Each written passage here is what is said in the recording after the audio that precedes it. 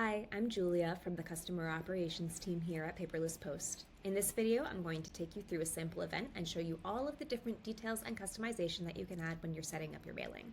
Now, in the last video, we went over the difference between our two products, cards and flyers. In this one, I'm going to show you a sample card, but just to highlight all of the different details and images I'm going to show you when we get into the sample blocks, it's possible to add both on a card and on a flyer. So, starting off at the top of the page, you have the opportunity to replace the Paperless Post branding with your own logo in the header here. And then you can also include a hyperlink in this section if you'd like, so that right away when people open the invitation or the mailing, they know who it's coming from. If you don't want there to be a header logo at all, you can just hide this section and it will start with the card and the backdrop on the envelope without actually showing you anything in the header. The header logo is also a feature that's available when you're designing a flyer. Then we have thousands of card designs to choose from simple designs that look like paper texture to illustrated designs, designs that support adding one or more photos, and we also have upload your own designs. So if you've got a pre-designed graphic that you want to implement in Paperless Post and send out that way, you can do that as well. If you're designing on our site, you can add stickers and logos to your design. You can also design with any of our in-house fonts, and we've got lots to choose from. And you can use our in-house color palette, or you can use custom hex color codes to design that text. So if you've got particular brand colors or a color palette in mind that you want to utilize, you can do that when you are designing the text here. For the backdrop behind your card, you can choose from any of the options we have on site, or you can upload your own image. And then for the envelope and the envelope liner, again, you can choose from the hundreds that we have available to you on site. But if you have something specific in mind, you can also reach out to our personal design services team, and they can help with custom colors for envelopes as well as custom colors or textures for envelope liners. Scrolling down, we have the details of your event page. So we refer to the combination of colors and fonts as the page style. This is one example with some sans serif fonts and a gold color, but you can see as we go into different events, here we've got the same sans serif but a black and white color palette, so a little bit of a different feel. You can also get into more decorative styles. We have serif options. We also have script options, and with this one you can see that we've actually made the background of the page the main color. And then here we have another option. There are ones that I'm also not showing, so you've got lots of different options when it comes time to design your page style. Flyers do also have different page styles, so here's an example of one, here's an example of another, so you'll have different choices when you are designing there. And then with the color of the page style, you can either use one of the colors that's suggested through our editing tool, or you can use a custom hex color for this section as well. So you can make that be the text color, or you can make that be the background color so that the page is your main color and then the text contrasts. So here we have the event description, which is great for up to 500 characters of the most important information that you want to make sure guests see right away. But we know that there can be more links, imagery, details that you want to include with the mailing, and that's where we get into the different blocks that we offer. So blocks are modular and flexible and can be customized to say what you need.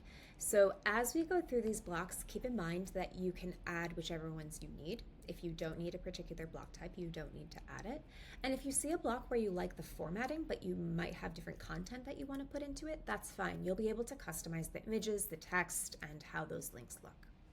So for the first one, we have a details block. This is simply a text-based block where you can add much more than 500 characters worth of text. It really supports paragraphs of information.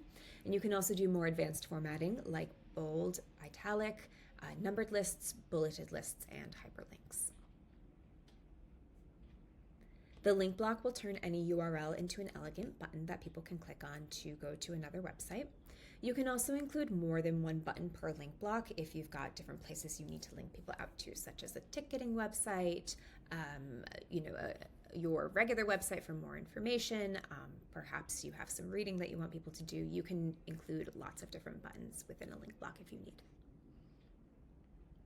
Here we have the speaker block, which is one of my favorites. So it's designed for event speakers where you can include a headshot, a title, their name, a biography, and you can also include the speaker's date, time, and even a registration link if that's helpful to you. You can also add social media links and website links to this, and you don't have to use it for event speakers. So in this case, for this gala invitation, I've actually added some information about a silent auction and some of the performers as well. With different blocks, they do come with icons that designate what they were intended for. However, you can hide that. So if you're using a speaker block for the formatting, but you're not actually highlighting event speakers, you don't have to have this microphone display if it doesn't work for you. Scrolling through there, then we've got a schedule block. So the schedule block is great for including the different events that are happening within the context of your larger event, whether that is the program order for the night or you've got a multi-day conference happening where you need to list out different sessions that are occurring. Here we've got a travel block, which is great for including information about how to get to your event. The first thing I'll highlight in the travel block is that it supports these images in this nice 2:1 aspect ratio. This is going to resize based on what device you're viewing on, so it will always look good. I always recommend like an image of the city that your event is happening in or the venue is really nice to entice people to want to come. But you can also add a map image, or I've even seen parking lot images implemented into a travel block here, so you can use it for whatever you need. And then with the labels, they are completely customizable. So we've got some pre-written that you can choose from, and then you'll also have the option to add additional addresses and links if you need, but you can also write whatever you need within the travel block to help people get to your event. Here we have an accommodations block, so this is good for including hotel information if people are traveling in from out of town. You can include the name of the hotel, you can include a phone number, you can include a little note about it, and you can also include a website as well as a photo. And then you can have recipients scroll through them if you include more than one hotel. Here we have a photo gallery block, which lets you upload high-resolution images in any aspect ratio, and then recipients can open the gallery and click through images here. The sponsor block is great for highlighting logos of other organizations that you're partnering with, where maybe you don't want to put it in the header of the page or directly on the card itself, but you do want to have it somewhere on that event page. So with the sponsor block, you can simply upload logos and have them appear there, but if you want to change the hierarchy of how they appear on the page, you can add tiers. So I've added platinum sponsors with 2, and then gold sponsors with 3 more. You can customize the labels to say whatever you need them to say, and then you can change the hierarchy of the logos into different tiers depending on where you want them to appear. Here we have a video block, so you can embed a video from YouTube or Vimeo, or you can upload your own video. This doesn't autoplay on the page, but if a recipient clicks the play button, it does start to play right there on the page. And then with any Paperless Post event, you can have a comment wall if you want. So the comment wall is like a guest book that anybody can sign and leave a comment that other guests can see. This is optional, so if you don't want this feature, you can leave it off. And then you can also have the guest list be public or private depending on whether you want guests to be able to see who else is coming. So those settings, again, are completely customizable per event. So you can decide based on what you're hosting, whether you want guests to be visible, and whether you want to include a comment wall. So to summarize, you can see we've got lots of different creative aspects to the page that you can play with, from blocks to logos to images and colors. All of this is available when you get into your Create page. So you'll start with editing the card and what this part actually looks like, and then you'll get into the details and all of the blocks below.